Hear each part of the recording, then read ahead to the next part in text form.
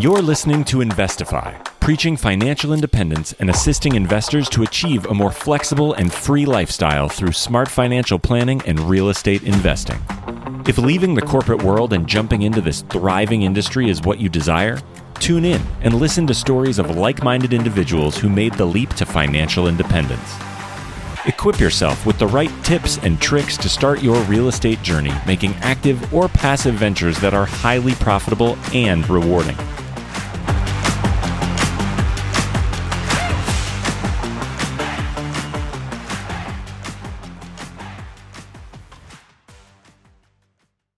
What's going on, everybody? You are listening to Investify. My name is Craig Curlop, aka the Fi Guy, and I'm here with my famous co-host, Miss Allie Garced. What up, Allie Galley? Ooh, that's a new one. I like it. You know what? And I think that one's Yeah. original. That one's new. Yeah, I like it. That's new. I gotta start there's gonna come up with a new name for you every single time. But Allie Galley, that was off the cuff. I don't even know where that came from. It came from the depth of your heart, the depth of your soul. Yes, very, very, very deep down in there, because we all know we have to get very deep to get beneath my heart. I don't know what that means. Yes. Yeah, whatever. I was trying to backhanded diss myself, but then I realized it might sound like a compliment because I have a big heart. But I don't. It did come off more like that, but we all know how humble of a guy you are, Craig. So we get it. We get it. Yeah. It's a Christmas season. We're trying to make the hearts big, like the Grinch's heart who grew 3 times that night and saved Christmas or whatever. Precisely. Yeah. So we've got a fun episode today. It's not your typical episode where we've got intros and outros and guests. Today, we're the guests. You get to handle us. Yay! And so we like to do this every year, where we just kind of like to recap our year, kind of show you guys where we're at, both personally and professionally, as well as where kind of we think the next year is going to go.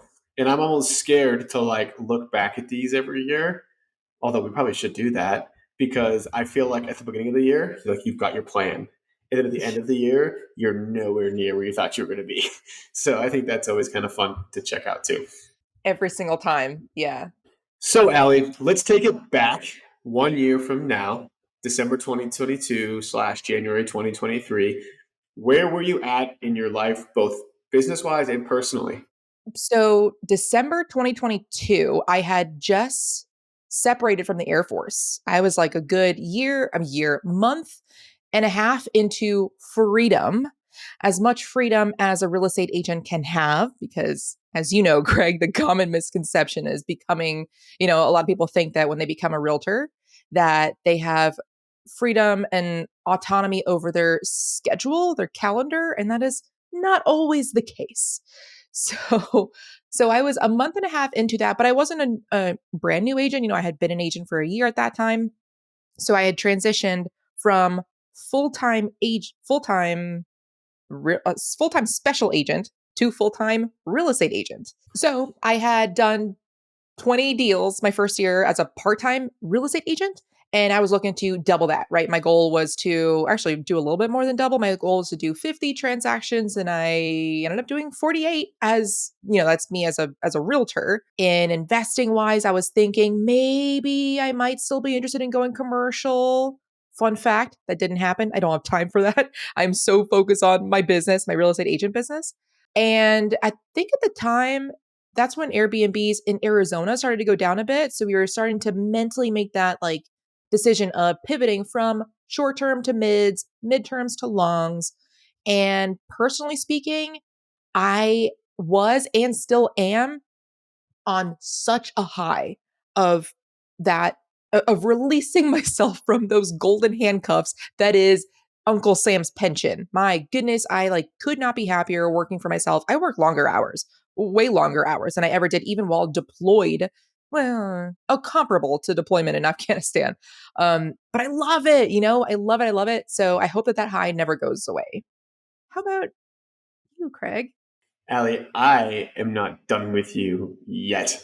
You can't get off that easily. Just telling us how you can go from part-time 20 a year to full-time 48 in a year. That's crazy. So what did you how did you make that transition? What were you spending your time doing? And was it all just substituting like your military obligation time with real estate time, or did you kind of like did you have any downtime in there as well? That was exactly it. Yeah, because I was working 7:30 to 4:30, like, daytime hours for military, I just transferred all that into real estate business. And I had a little bit more time to take care of my rentals as well. So I fired a property manager here, and I just took on that responsibility of managing, which I love. Sarcasm there for those that couldn't see my eye roll, my huge eye roll. So I forget the original question. Hit me with the question again, Craig. How did you like do that train? Like how did you transition your time, right? Because you used to go 7:30 to 4:30. And so did you just basically keep your 7:30 to 4:30 work schedule, or were you a little bit more flux? Yeah. So, okay, when I first became a licensed agent, real estate agent, I was still in the Air Force. And because I had so many clients, I couldn't physically show the houses to. I didn't have time to, be one on one throughout the entire transaction. So, therefore, I was kind of forced to start a crew, like a team. Um, and therefore, because of that, I already bought back so much of my time. So, when I thought that I would kind of be going back into boots on ground, showing everyone the homes, doing all of the normal agent stuff. I thought that when I was transitioning to now this being my only job, that I would go back to that, but instead I really liked I fell in love with the act of prospecting, finding clients and then referring them out to my team here, well, really everywhere because that's my business right now. So I fell in love with that and I'm like, man, the amount of time that I'm getting back um I like doing it. So now and my team likes, the act of closing homes, so it's like a win-win for everyone. So I'm like getting leads in and then I focus more so on growing the team instead of normal transactions. Okay, so your focus is not helping people buy and sell real estate. Your focus is being that top of that funnel for your team. And so my question is when people see you on YouTube and on Instagram and they want you, Allie, to work with them, how do they feel when you ship them off to, Bally or Callie or Dally and not Allie? Alley 2.0, Alley 2.1. Yeah, yeah. So it depends. First off, I will always say that they have more time and their boots on ground more so than I am. So not only are you getting better customer service with them because they have the time to open up the doors for you and negotiate the contracts, and we all go to the same trainings together, so it's not like you're getting like anything less. We work the deal where it's all of us in a group chat. So say you found me, you come to me saying, "Hey, Allie, I saw one of your YouTube videos." I then say, "Excellent, let's get on a Zoom call, and I'm going to introduce you to the agent." It's going to be like a, 2-for-1 agent cost, depending on how we want to consider commissions right now. And then I also can connect them to the lender, of course. But throughout the entire transaction, I will be on that group chat with the agent. So it really is like two agents. I'm just doing more back end type stuff. If they need anything, then I'll get involved. But if I get involved, usually at that point there's a problem and I've never needed to get involved. Well, I shouldn't have said that. Let me knock on some wood. Yeah. Yeah. Okay. I think that's a really good. So it's like you're handing off, but it's like kind of a gentle handoff, and you're still going to kind of be tailing it the whole way. So they still get you, even though like you're not the primary point of contact. I think that's really important too. How have you had any imposter syndrome going through this? Right, like you started off at zero, just like everybody, right? I'll be honest, I'm not sure how many YouTube subscribers you're at now, but is there like that imposter syndrome? I have had imposter syndrome. The answer is yes. It's hard for me to pinpoint which instances looking back throughout the year because I think that's because I just kept my chin down, I was just like doing all the work, not even really looking up. I was saying yes to the next opportunity, kind of knowing that that was the next logical step, like I paid off a mortgage. Now somebody wants me to teach a class about it. I did, almost 80 transactions in the last 2.5 years. Now someone wants me to teach about it. And it was just me wanting to give back and teach others how to do it. I was saying yes to these opportunities. I think that maybe yeah, so it's hard for me to pinpoint when I felt it, but I have felt it. Yes. It's mindset. So it's more so reminding myself that they reached out to me for a reason. Like there is a reason that they reached out to me, and I'm providing them value. Like I'm answering their question, I'm giving them a resource, I'm showing them how to do it. Whatever the situation is, they reach out to me, I'm providing them value, and it's really at the end of the day, it's just relationships. Like if you reach out to me and you have a question, I'm here to help you. So I think just reminding myself of that I'm not trying to like sell anybody. Like you always, as a real estate agent, like a lot of people get a bad rap for just like having commission breath and wanting to sell.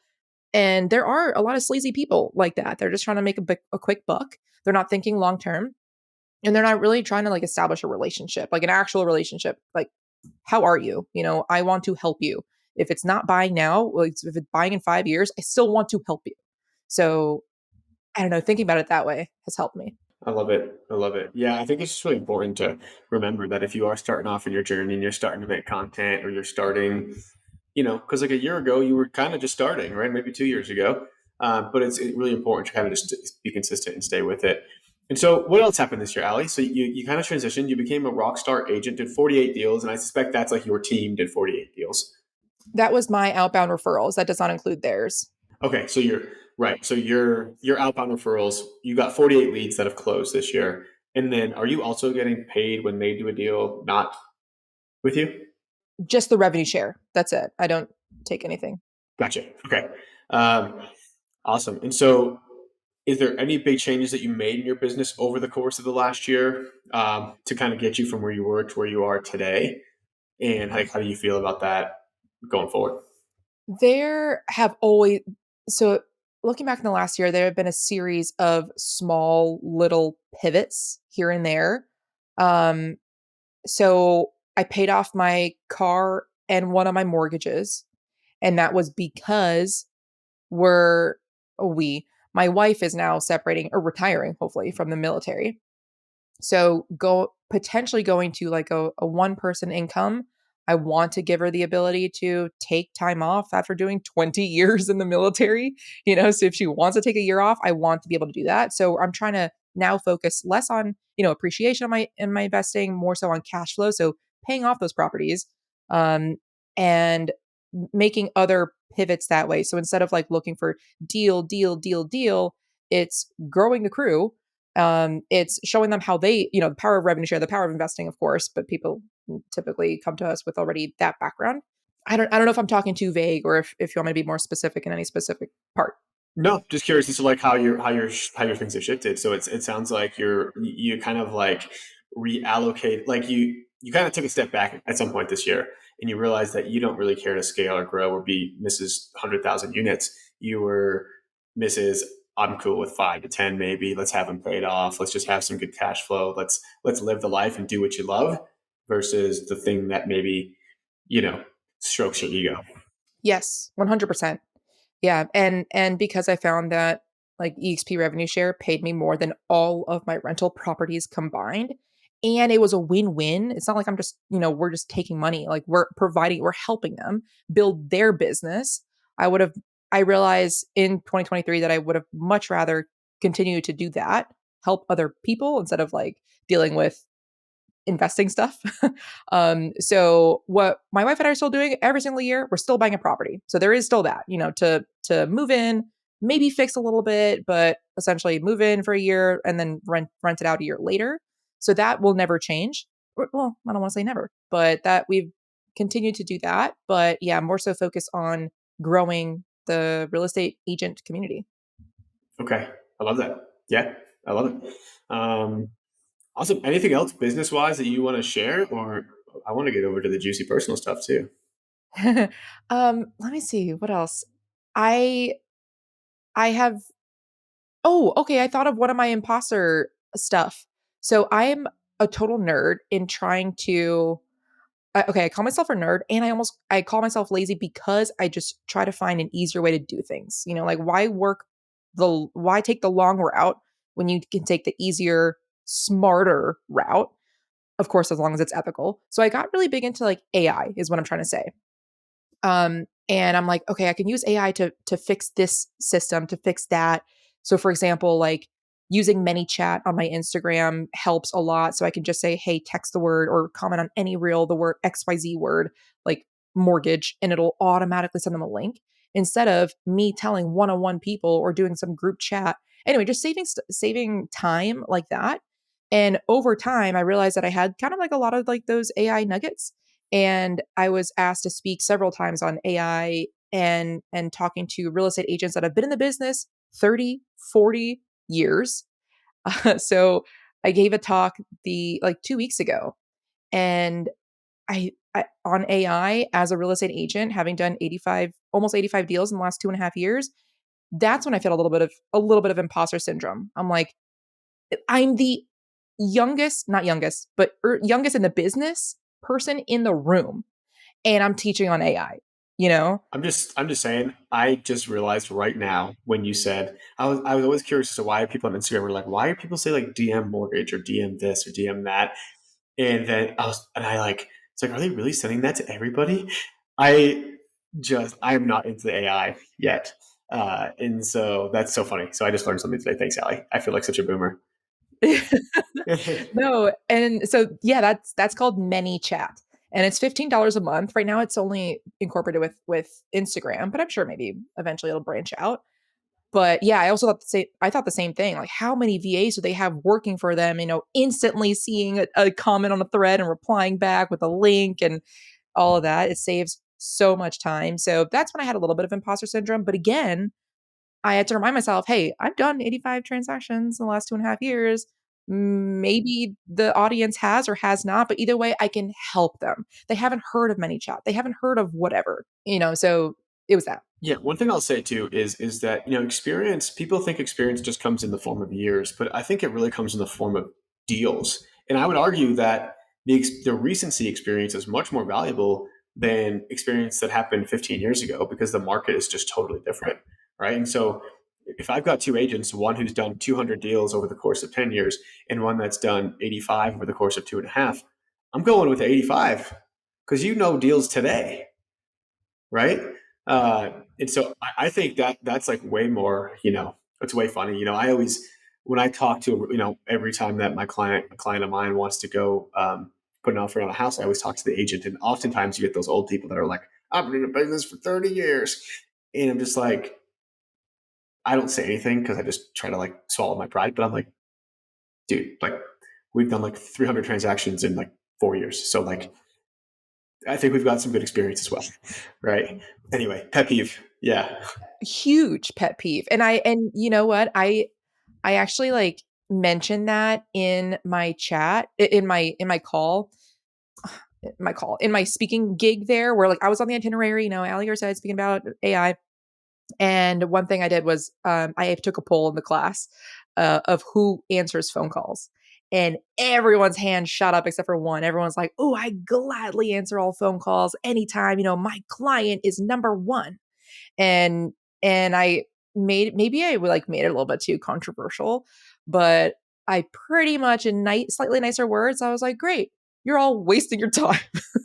You're all like wasting so much time. Every phone call is an interruption to your day. If it takes 23 minutes to get back on focus into the task you already were doing, which is a study by University of California at Irvine, like 23 minutes to get back on focus, how many phone calls do you get a day? That is a waste of a day. And then multiply that times 365.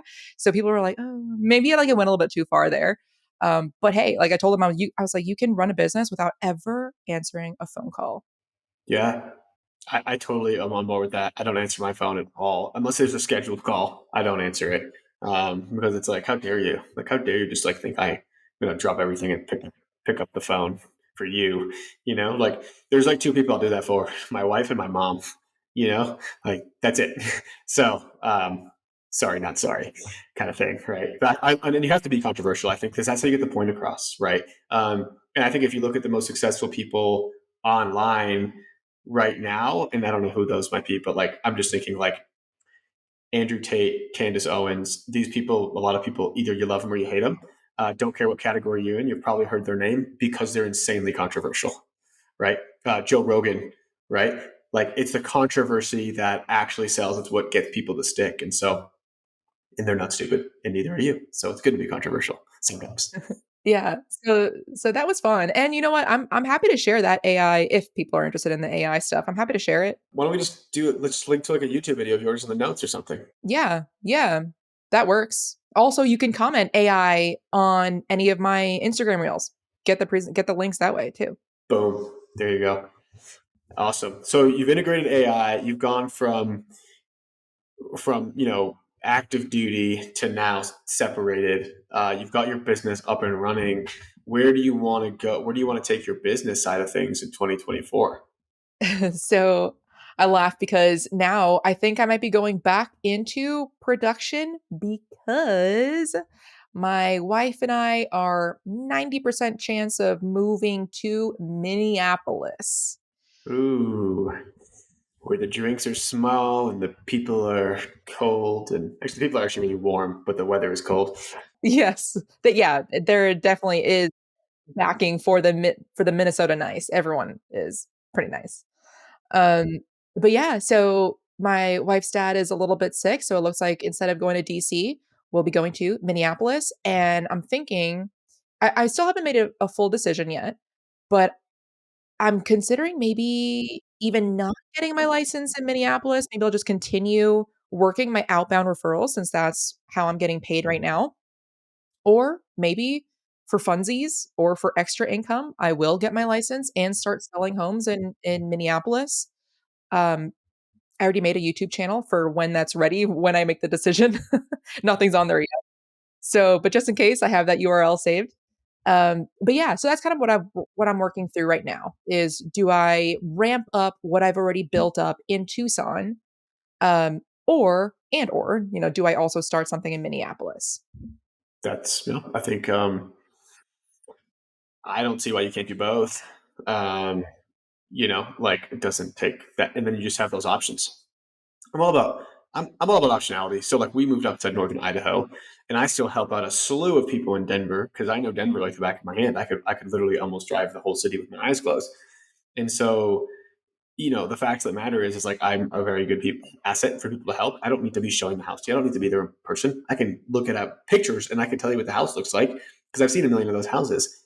Then of course in Coeur d'Alene, where we're at now, here and there, I'm happy to help people out because like I'm there and it's fun. It's fun to kind of get embedded into the real estate community in all these different areas. And I'm sure I know there's a big real estate community in Minneapolis because I know quite a few people in that community.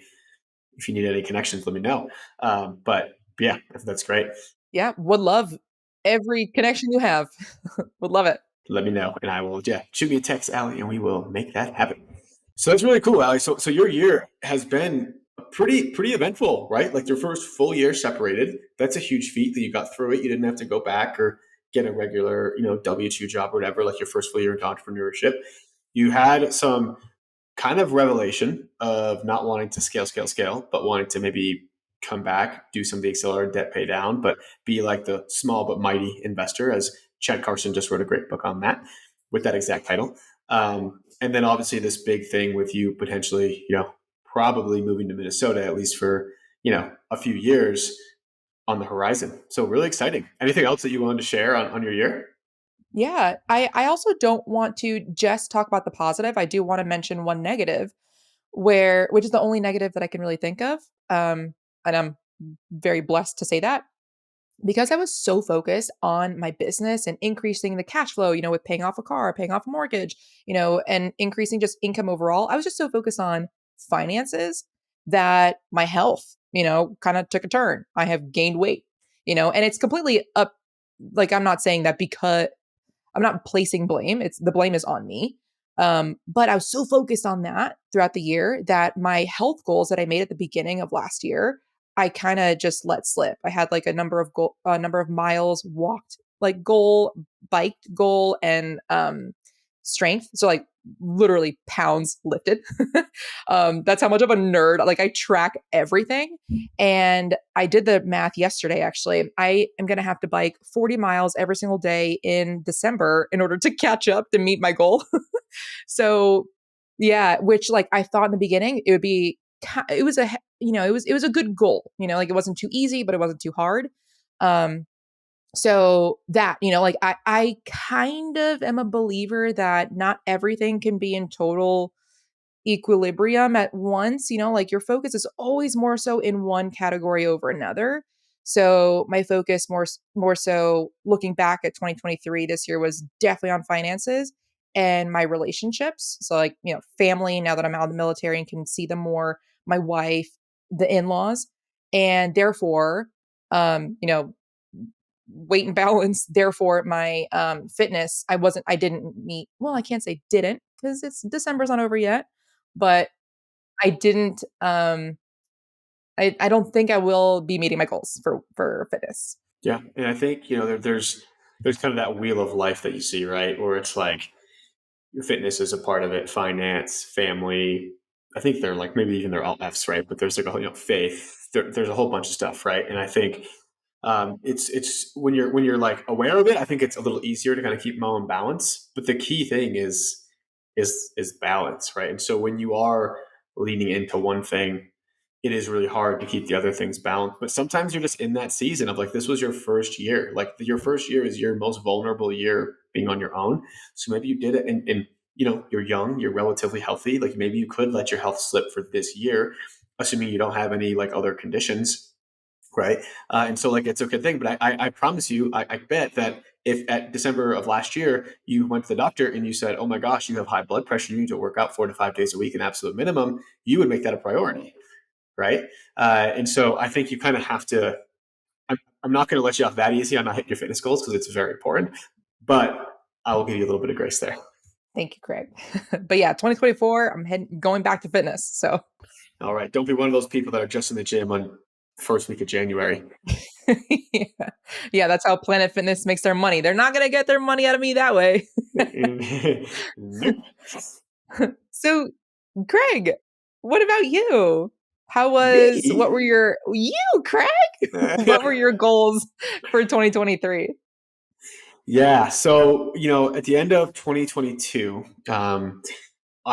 we were doing pretty well. And it was kind of like the beginning of the end that I didn't, like the beginning of what could have been the end that I didn't see. And so at the time I was pretty out of production. I'll talk business first and then we'll go personal. So yeah, I was out of production agent wise, just kind of helping the team. The team was doing really well, but things were starting to slow down. And I was just like, oh, it's winter, it's whatever. But also rates were higher, yada, yada, yada.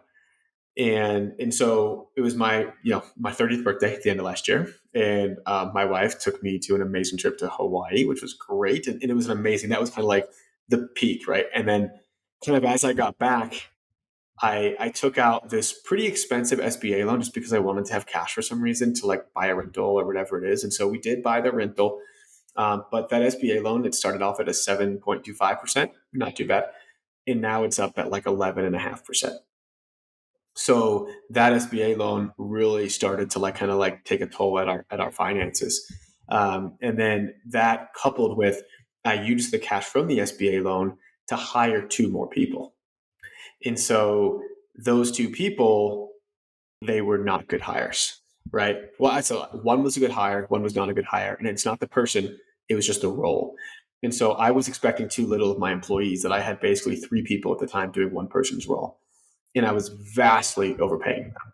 And because that worked when the market was good and we were selling like crazy. But then when the market took a turn, I really, really saw, I kind of was like, if I don't do something, like this is going to go really poorly. And so Q1 of 2023 was a bad time for me. Like I was just like, all I could think about was the business. Like I didn't like, we weren't selling as much real estate. People were like really shocked at the interest rates. I had hired these 2 new people. We had this SBA loan. Like we were losing like tens of thousands of dollars a month. And I was like, oh my gosh, what do I do? Like, do I shut down the team? Like I was like, no, I can't do that. Like that's my pride and joy right now, right? And then I looked at those 2 people, and I talked to tons of real estate agents and agents with teams in particular, and they were like, "Yeah, you got 3 people doing one role. You got to cut 2 of them." And so what I did was I actually kept one of the people that I hired, who was absolutely amazing, and I got rid of 2 others who I was overpaying tremendously, and they just weren't producing. And what I found out later is that one of the other people that I had hired, she was at like the new person had all these great ideas, the one I kept on, all these great ideas. And every time that you bring the idea up, the other person would be like, no, like, let's just do that later. She'd kind of like tamper it, like kind of behind my back. I didn't realize this was happening. And I was just like, oh my gosh. Right. And so kind of this whirlwind of a Q1, but I ended up letting two people go, which was very hard. And cutting expenses big time. And so that was kind of like, and then I also decided that, you know what, like I'm going to also get back into production so I can, save the team and make up for what we lost here in Q1. So I had a very eventful kind of bad start to the year business wise. I'll let you talk on that if you want to talk at all. I do. Yeah. Wow. Okay. I want to know specifics how three people were doing one role. Like what were the titles, I guess, of the other two that could have been combined into one? Then the responsibilities. Yeah, so I had a person that was chief of ops, I had a chief of marketing, and I had a like a CRM manager for our agents. And so the chief of ops was going to do all of the back end stuff, make sure we've got systems and resources, and if anybody on the team needed anything, she was there. She would run our team meetings and kind of do all that, right? Um, Person two was the marketing person. We have a lot of meetups, so she would like create all the graphics, do the social media, all that kind of stuff. Person three was a CRM. So we've got a lot of clients in our CRM, making sure that tasks are assigned, making sure they're getting reached out to, calling them, et cetera, et cetera. And so after kind of looking at those three roles, I looked at the ops person and I was like, she's not really doing anything. I looked at her calendar and she was like off doing crazy things during the day and all that. And I was like, I'm sorry. Like, I know I'm pretty easy to work with and like pretty flexible, but you can't take 5 hours out of a work day to go have fun without getting the time off. Um, and so I saw that happening, and I was like, okay, that's a red flag. Um, and then the CRM person is a sweetheart, and I'm still in touch with her. Like I felt so bad about this one; it was not her fault at all. I just hired a position that is our agent's job. So like our agent's job is to keep up with their database and keep up with their CRM, not ours, because clients want to hear from the people they actually worked with. And so now we're focusing on actually making the agents really good agents instead of just doing everything for them. We actually make them good agents by teaching them how to interact with their clients and their past clients and all that. And so we were able to remove those two roles, which helped tremendously. And yeah, so that was 15 grand a month in savings right there, right? And so that was huge. And then that was the biggest fix, honestly. That, and then plus me, I was getting back into production a little bit. And like I had to swallow a pride pill there, but I looked up to like some of the other, you got to kind of humble yourself sometimes, right? Like you can be up here, but if your business is going wrong, like you can't be afraid to get down there and get back into the trenches and do things. And I helped out some clients in Q1. Actually, Rachel Richards, who we both know and are good friends with, was my first one. And I was like, oh my gosh, that was so much fun. And so I kind of was like, okay, like I'm going to kind of slowly get back into production a little bit. And now, I'm back to helping a couple people out each month, which I find fun. It keeps me on sharp. It keeps me it keeps me sharp. So I can also then continue to educate my agents and continue to be an expert in this space and help them grow. And so, yeah, I've really dove deep into the team, into savings. My biggest thing now is I'm not spending money until I feel pain. So I'm not going to like preemptively do something. And so that was like a big lesson I learned. Mm. That's exactly what I was going to ask next is what other lessons learned were there? Like would you if you were to go back in time, well of course you would have done things differently, but related to say another opportunity comes around where a lot of people are taking, SBA loans or whatnot, how specifically to help out others in the future when they might be in a similar position, what are your rules of thumb going forward? Okay. Number one is do not hire, like recurring expenses are what kill you, right? So do not hire anybody until you feel the pain of needing to hire somebody. That would be my number one. Number two, don't be afraid to like swallow that humble pie and get back into the business if you have to, right? Like there's no one you need to impress out there, right? Like there's no one cares. No one like, do I care about you, Allie? Absolutely. Do I care if you do 50 deals or 2 deals in a year? No, I'm going to be your friend no matter what, right? And so like if people are going to really care how many deals you do, and that's the validation you need to seek people's approval, they're not worth being in your life. So like, it doesn't matter, right? So removing all of that. Number three, I would like strongly consider what your goals are when you're thinking about scale versus like what you want your life to look like, right? Because someone told me something in 2021. In 2020, I did like over 100 deals as an agent. In 2021, I was burnt out and I needed to start a team. And so I remember someone telling me that was an agent and saying, you know what, like you should just do that for like 2 more years and then be good, right? If I did 100 deals a year for 3 years, I probably would be good living a moderate middle to upper class lifestyle based on my passive income that I would invest in real estate. Instead, I think maybe my pride took over. I wanted the challenge of building a team. And so I took that challenge. And so now like I'm probably not as good of a financial position now, but I'm also building something that has worth. Like I could probably sell the fight team if I wanted to right now.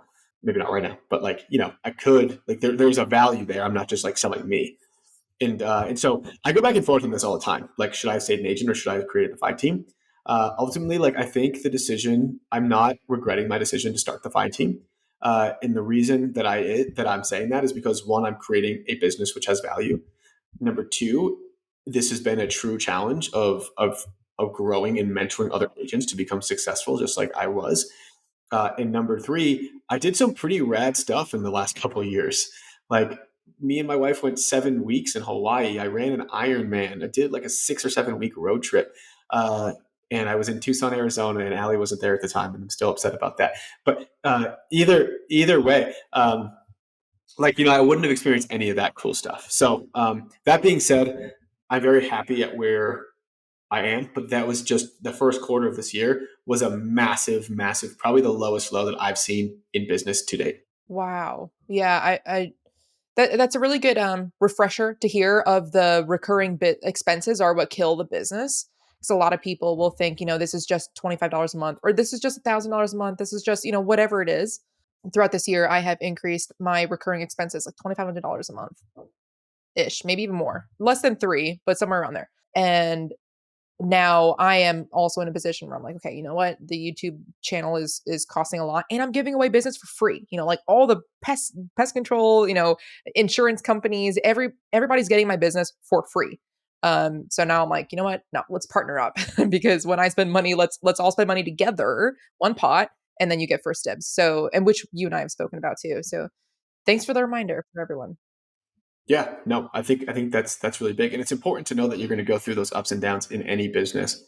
And so I just really took a bite of that there, and yeah, and so now going into the summer and stuff like that, I kind of got back into production a little bit. I cut expenses drastically, and the other thing that really comes up too, especially if you're a real estate agent, is there's so many different ways to procure leads, and and when you do one deal as a real estate agent, you make a good amount of money. And so it's like, oh, if I just do one deal a year, this lead source is worth it, right? But it's not, because one, you need to actually know how to convert that lead, right? Because if you could never convert it. And number two, people talk a lot about return on investment, but you don't really hear much about return on time, right? Like if I give you a $5 lead, Allie, and it takes you 4 months to close it, versus if I give you a $200 lead and you can close it in 30 days, which one are you going to pick? 30 days paid every single time. Yeah, exactly. And so you have to but there's a delicate balance with real estate agents, and having a team of real estate agents, because of course real estate agents aren't paying for the leads, so they want the most expensive leads because they want their time to be the lowest.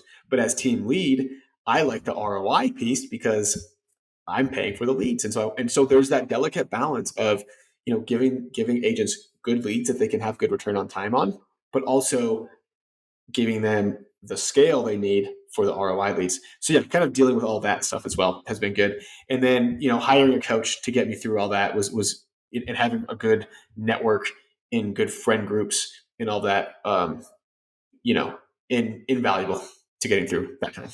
Yeah. Thanks for sharing that, Craig. I appreciate Yeah, that. no problem. I like sharing the whole thing. And so, yeah. So now I'm really heading into winter now, right? This is like the same time as last year. I feel really good about the business. Recurring expenses are down we're probably around 15 to 20 grand a month. We were at like 40 to 50 at one time. And I feel good about that. Um, we're still working on, we're actually working with some of our partners to basically be our like referral partners in a way, and all that kind of stuff. So they'll pay us kind of monthly fees to continue to refer them. And I think that is going to be a big cost savings for us as well. My goal for 2024 is to get recurring expenses totally netted out with our vendor partners down to zero. That's like my big, hairy, audacious goal for that year. And then everything else is just a cost of goods sold. So the only way we spend the money is if we actually sell the business. And so I want, that's kind of like the expense side of the business that I want to see it go in 2024. On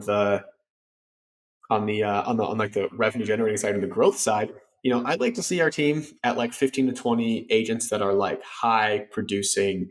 They are like actively involved in it. We probably have about 6 to 8 of those right now, total of like 10 to 12 agents on the team. And we're working right now on scaling our residential side of the business as well. I mean, the investor side is always going to come in, and we're still absolutely providing tons and tons of value to be an investor friendly agent. But I can't just like pay more money to get investor leads, but I can pay more money to get residential leads. And so we're working that system, getting our agents really, really good at converting those residential leads. We've hired the best coach in the whole country that are best at converting these PPC residential leads, and they're coming in, they're coaching them up, and we're hoping next year to really start taking off on that front as well. Yeah, that's the agent business. That's amazing. Okay, good. Yeah, I really like that clear vision and goal for next year. Like, are you going to be at a net, which is I'm on the same path. I'm trying to accomplish the same thing. Yeah, where all of my recurring expenses are paid off by my partnerships of who I'm giving business to. I love that. Yeah. Yep. That's it. And so that's kind of like the real estate agent business for the most part. Then kind of like we're starting up this other second business as well that I don't know if I've really mentioned it even on this podcast. It's kind of like we're soft launching it right now, which is a co-living property management company, rent by room property management. And so Nice. this is a massive need in Denver. I think we're solving a pretty big problem here with affordability, as well as landlords not able to get like good return on investments. And so it's kind of a win-win where you can invest in Denver, you can get a good cash flow, you're helping solve a bigger problem, which is affordability, and you're able to get that appreciation. And now you've got a property manager that will handle all of that stuff for you. So yeah, that's really exciting. We've already got our first 2 clients, so we're pumped to get that rolling. That's amazing. Oh my gosh. I want to shout this out now. Where, if people want more information about that, where can people reach out for that? Right now, again, it's really like soft launch right now. I haven't done any marketing for it. Like I'm just kind of word of mouth. You can just shoot me a message on Instagram, the Fi Guy, and if you're interested in that, just let me know, and we'll kind of get you on a list. Right now, we're onboarding about 1 to 2 people a month is what we're targeting to do. So our goal for 2024 in that business is going to be to have between 30 and 40 houses up and running, and so we'll see where that takes us. I might be afraid to look back on this podcast next year. Let me know when you move to Tucson because I need you. I need that. Yes, ma'am. Awesome. Okay, let's switch to personal now. Where were you at personally this time last year?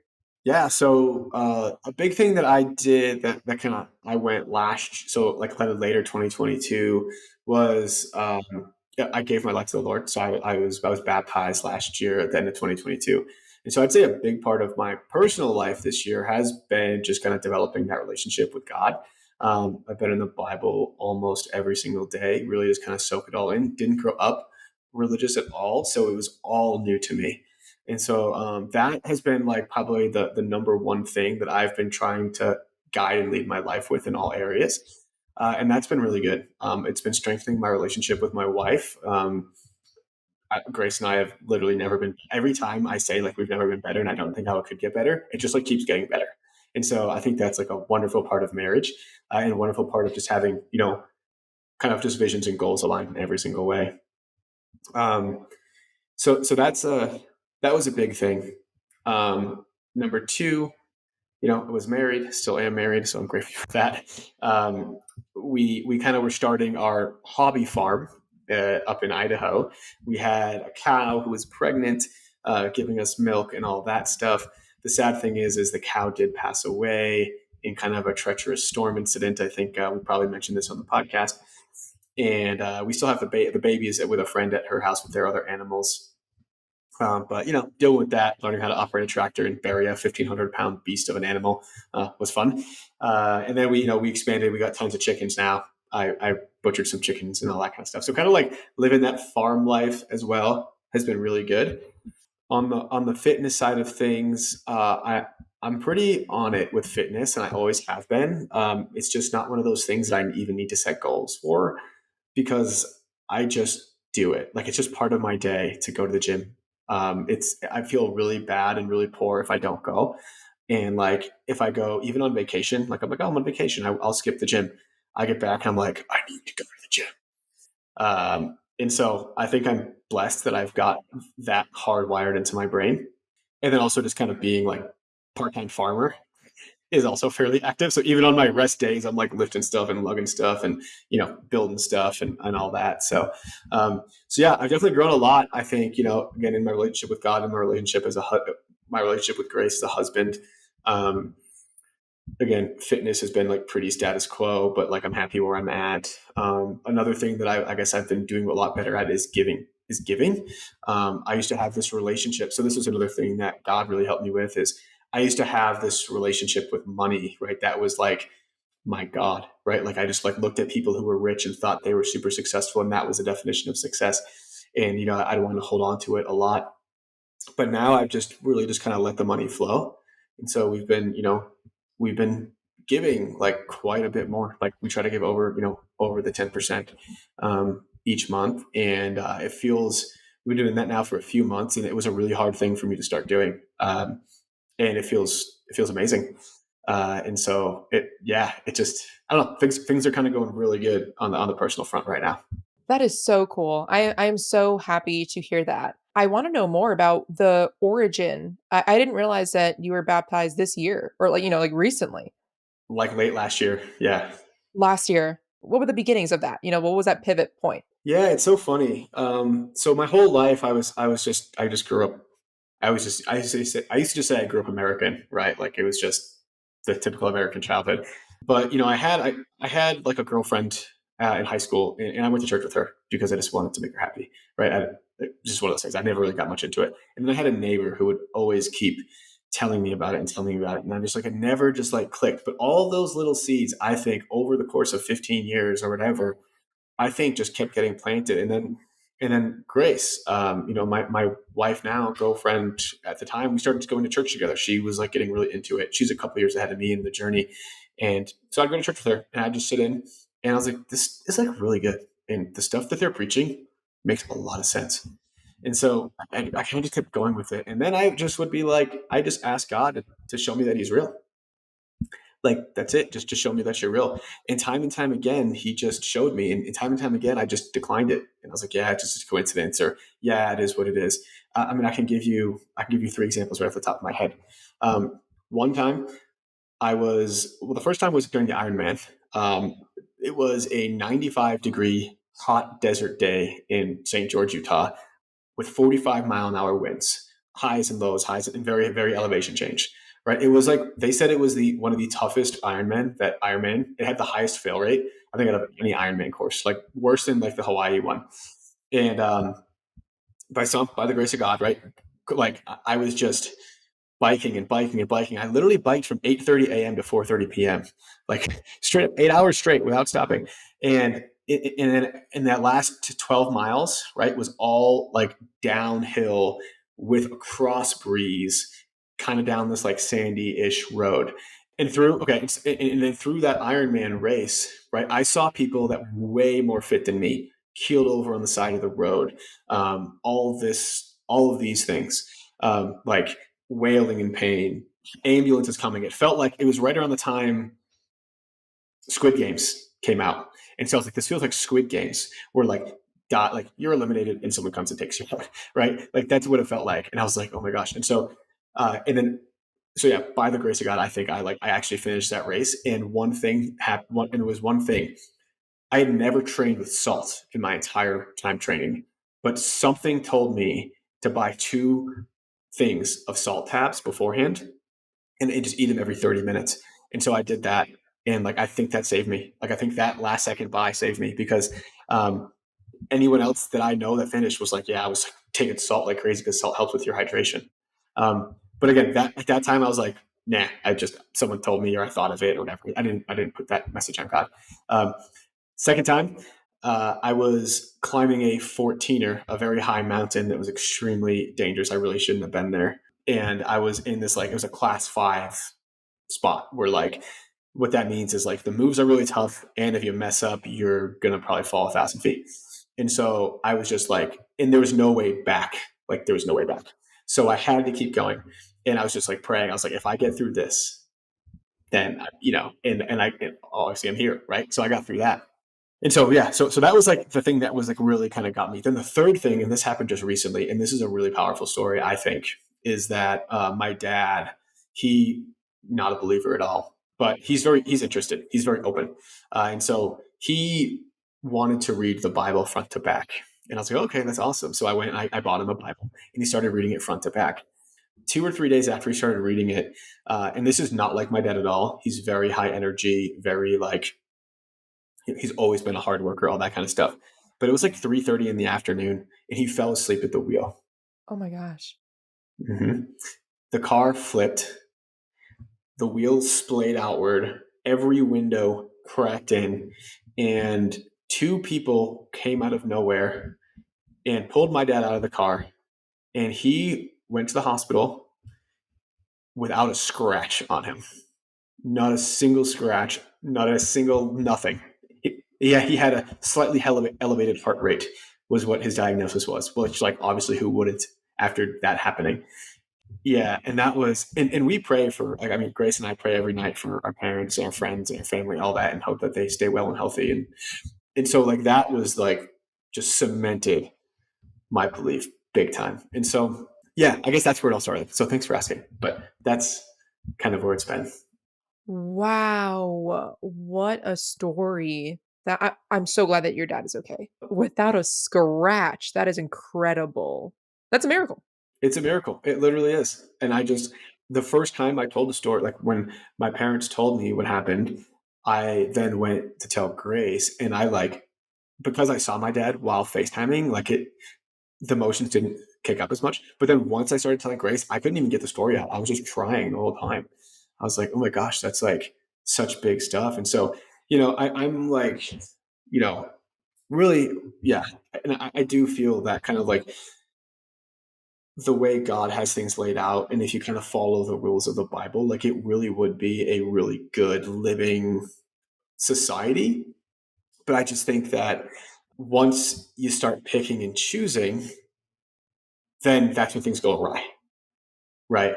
And so that's just my thought. And I don't think that I think something that a lot of people misconceive is that or not me, but like Christians in general, like or dislike other people. It's like we love everybody. Like I love you for no matter who you are, what you've done, all that. And that's one thing that God has really taught me as well, is like forgiveness, love, and all that kind of stuff, no matter what happens. So yeah, that's my story. Wow. Thank you for sharing that. Wow, that's so cool to know. And again, so glad that your dad is okay. That is an actual miracle. And I'm excited to continue talking about that over time. Yeah. Totally. Yeah, me too. I think it's really fun stuff. And I love talking about it too. I mean, it's like real estate and Jesus are my top 2 things to talk about. So my life certainly isn't perfect. I know even my personal, I mean, you guys heard my business negatives, and we went through that this year. Now I feel like everything is in a good place. But I'll say one thing that did kind of slip this year probably is relationships with like friends. We've found it kind of difficult to move up to northern Idaho, and like because we're doing so much stuff around the house, we don't really have as much time to socialize. We've got a few friends, and we love them, but like I've got like a little bit more friends probably in the area than Grace does, and so like we really want Grace to find like a solid group of of females that are kind of similar to her, that she can kind of joke around and like be girls with. Like you saw her earlier before we were recording, right? Like that interaction of like you guys being silly together, like she doesn't have that as much anymore, and so I would love to just see more of that. Okay. I've read between the lines and I'm going to go visit you guys. Yes. No, I really do want to. At some point in 2024, for sure. Yeah, let's do it. Please do. You've got a place to stay. Just let us know and we'll make sure it's ready for you. We could do an in-person podcast. Oh my gosh. Yeah. Yeah. With Grace. With Grace. Yeah, we should. I keep telling Grace that we should have her on here. Like she's invested a couple times. I mean, she retired at 27 or whatever, whenever we got married, or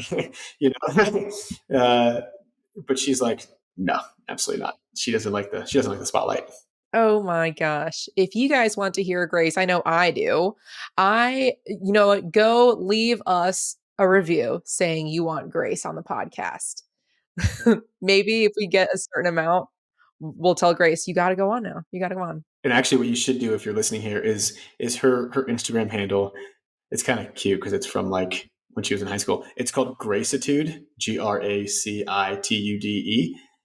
You can just look me up and then find her, Gracitude, and shoot her a DM saying that you want to hear her on the Investify podcast. Let's try to inundate her with messages and let's see what she says. Let's see if we can convince her to come on. Yeah, she'd be a great guest. I mean, shoot, retiring in her 20s. Are you kidding? Come on. Yeah, living the farm life. We've learned a lot of lessons on farming. That could be something that we do a silly episode on, maybe. Yeah. Yes, I'm in because I know nothing about that. Oh my gosh, I've learned so much. I didn't even know there was this much to learn. Sweet. But yeah, so that's us. That was 2023, and we know we're excited to head into 2024 here, as we always are, the start of the new year. If you have enjoyed this, go give Craig a follow in case you haven't already. Please give this podcast a 5-star review because we want to know if we should be doing more of these, like one-on-ones, more interviews, how you like the Investa Fridays, any specific topic that you want covered. We're here for it. So we want to hear from you. Leave us a 5-star review on whatever platform you listen to this on, podcast, Spotify, Apple.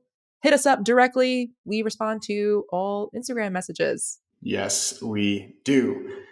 And if you don't follow Allie, she didn't mention your own name. Allie is Allie the Agent. So we might be changing her name to Allie the Galley. Galley the Allie. Allie the Galley. Allie Galley the Agent. Maybe in your next life when you're retired from being an agent and all that stuff, you'll be Allie the Galley. Yes. And I'll have to pay you royalties since you thought of it. Don't even just come visit us once a year and that will be your royalty. Sounds good. This is a good episode, Craig. Good episode, Allie. It's always so good seeing you. It's so great getting your kind of life update. And, I think we're kind of in it together, but it's good to kind of like zoom out and see that like 50,000 foot view of what happened last year, because when you're in it, you don't really see the feeling of it as much. So good to reflect. I love you, Allie. Love you, Craig. We'll see you next time. Bye. That's it for this episode of Investify. We hope that these nuggets of real estate wisdom lead to more savvy financial planning and a clearer path towards financial freedom. For more content like this, subscribe to the show at investify.com. Don't forget to leave a rating and share it with your friends. Together, we can transform more real estate newbies into successful and clever investors.